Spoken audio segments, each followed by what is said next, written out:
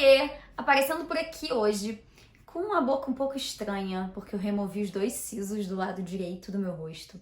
Então, assim, já voltei a falar, mas tô um pouco cheia de pontos, sabe? Meio embolada.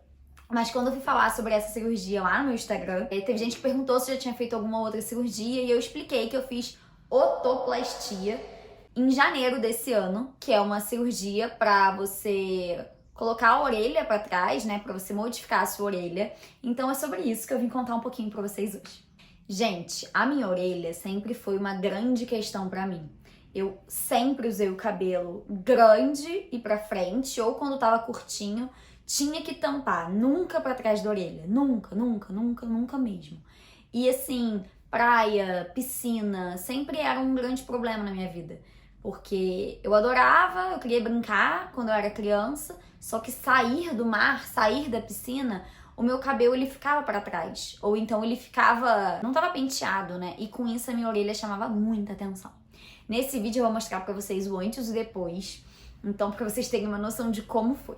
Eu sempre dizia, quando eu era criança, que eu ia fazer uma cirurgia na minha orelha quando eu fizesse 18 anos. A minha família sempre foi, assim, contra. Até por medo, sabe? De dar alguma coisa errado. Ninguém nunca fez cirurgia plástica na minha família. Não é uma coisa rotineira. Então, as pessoas ficavam um pouco apreensivas. Quando eu fiz 18 anos, eu acabei desistindo da ideia. Eu tinha acabado de começar a namorar com o Lucas. Isso não era uma questão pra mim. Eu não tinha dinheiro também. Então, o dinheiro que eu ia juntando, eu fui fazer outras coisas da vida, como, por exemplo, tirar minha carteira de motorista, viajar, coisas do tipo. Investir também na minha carreira. Então, eu fui deixando isso pra trás. Só que esse sonho ficou guardado. Eu também não sou uma pessoa super corajosa em relação a isso, então também eu ficava com aquele medinho, né? Mas, esse ano eu casei em abril e no final do ano passado eu falei, gente, se eu não fizer essa cirurgia agora, eu não vou fazer nunca mais. Nunca mais, porque assim, é o meu casamento, as fotos vão ficar guardadas pra sempre. Eu não queria usar coque, porque eu acho que não combina muito comigo.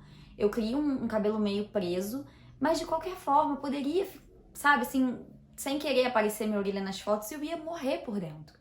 Nos meus 15 anos eu fiz um penteado que cobria um pouco aqui, eu não queria passar por isso de novo.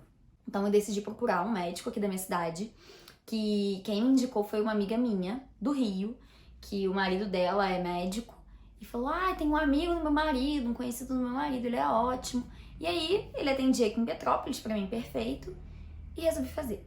Sobre valores, gente, é uma cirurgia que eu fiquei, assim, chocada com a diferença, com a discrepância de preços que ela pode ter. Com esse médico que eu fiz, a gente tinha 2 orçamentos. Um deles fazendo a cirurgia no consultório, acordada. Então eu tomaria a anestesia local nas orelhas, nas duas, né? E eu iria ficar ali acordado o tempo inteiro. E demorava por volta de 2 horas. Ou internar no hospital. Gente, a diferença de preço. Por ser no hospital e ter um outro tipo de anestesia e coisa e tal, aumentava em 4 vezes o preço. Assim, até um pouco menos, talvez, em 3 vezes e pouca. Eu paguei a minha cirurgia R$4.500 no consultório. No hospital, dava mais de R$12.000. Então, assim, era muita diferença. Então, dava, como eu disse, entre 3 e 4 vezes mais. Que era pra lá de 12 mil. Então, eu falei, gente, não tem como. Não faz o menor sentido pra mim pagar todo esse valor. Vou ser corajosa e fazer acordada. E assim foi. É claro que eu não fiquei super tranquila, porque assim, você fica deitada e você ouve mexer, sabe? É uma sensação estranha, mas deu tudo certo no final. Essa minha orelha era a mais problemática, porque ela não tinha curvatura, então era completamente reta, tipo, abano mesmo, reta pra frente. E ele teve que criar essa partezinha, e assim, foi um pouco mais difícil. A recuperação é chata, tem que usar uma faixa. E eu acho até que eu deveria ter usado um pouco mais a faixa. Mas, gente, era verão, eu tava morrendo já de calor com aquela faixa na minha cabeça, dias e dias e dias, e trabalhando normalmente. Então, assim, foi complicado. E aí, essa orelha, ela acabou voltando um pouquinho mais que essa, se vocês perceberem. Porque essa era bem mais complicada. Então, assim, eu até poderia refazer com o médico, mas eu decidi deixar assim, por mim tá tudo bem do jeito que tá.